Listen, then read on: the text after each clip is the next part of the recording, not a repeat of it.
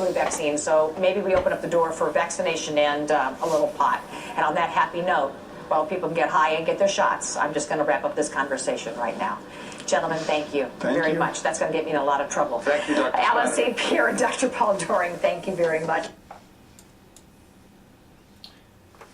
Yeah, and that got her in some trouble, all right. She was very low-key next time that she came on and did anything on pot, as it's called.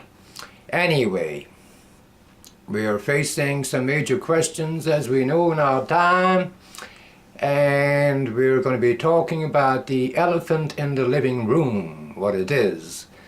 Many folks say it's one thing or another, and we've got some literature on the subject, so let's get to it.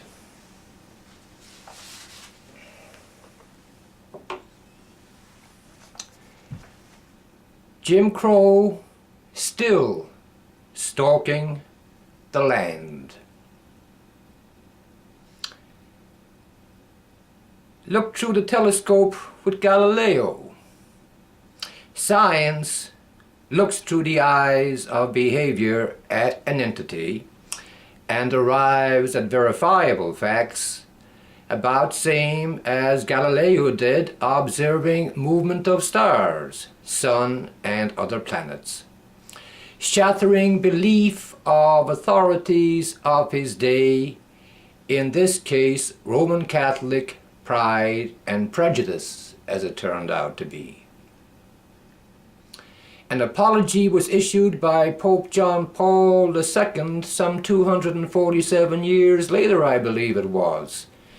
The apology substantively had to do with something good being turned into something evil by the supposed guardians of good, folks who didn't literally crucify Galileo, but surely did in the spirit.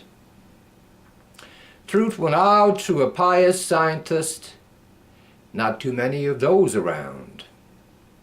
We had the Scopes monkey trial back in the 20s in Tennessee. Again, science versus the ignorance of the human condition, its perverse side.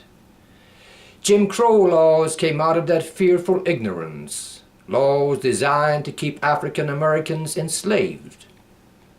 Those laws were recognized as evil and overturned, because people were being denied their constitutional rights to life, liberty, and the pursuit of happiness, most basic of human rights. Unfortunately, we still have racially motivated hangover Jim Crow laws in our culture, talking about our drug laws. Marijuana was made illegal because Mexicans smoked it, and that's tragically, again, racially motivated laws. Hard to believe it could happen in America today. Such blatant racism. But unfortunately, it did, and obviously to reasonable folks, regardless of background, it just don't jive with meritocracy, which is what America is truly about. Its backbone. Meritocracy, a level playing field where games are played fair and square, which requires good refereeing. And that's where government is supposed to come in. Honest brokers, just like honest referees. Of course, we have this thing called the human condition, our perverse side, where we make hells out of heavens. 5,000 years of cultural anthropology ignored, sabotaged and scapegoated, which is typical behavior of the children of drug addicts. Not all, but many. The irony here is this bipolar behavior is exhibited by people intoxicated with power, wealth, and lust of it all. Government figures led by a guy named Anslinger back in the 30s during the Depression, that being the key.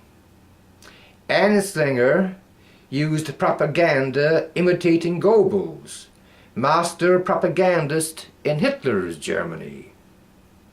to convince American people and Congress marijuana was basically evil in an atmosphere of mass hysteria, and succeeded despite, as mentioned, 5,000 years of cultural anthropology to the contrary. It was used in India that long ago by medicine folks known as shaman women, the original pharmacists. Down through the ages in many cultures and by many of the founding fathers of this country, Washington and Jefferson chief among them. Apparently it helped them in their fight against tyranny.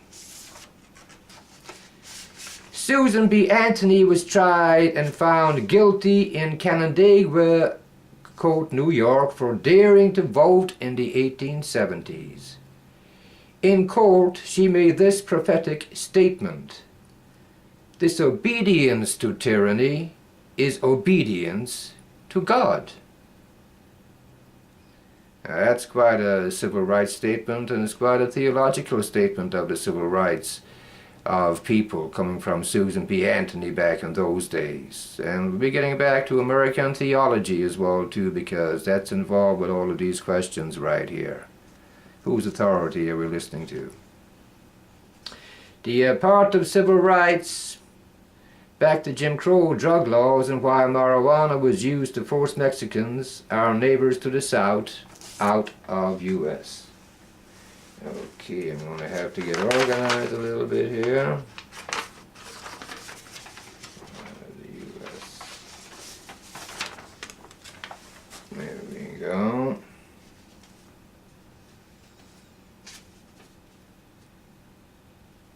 Had to do with scarcity of jobs, and the white wealthy landowners had the luxury of white cheap labor, so time to kick out members of other tribes.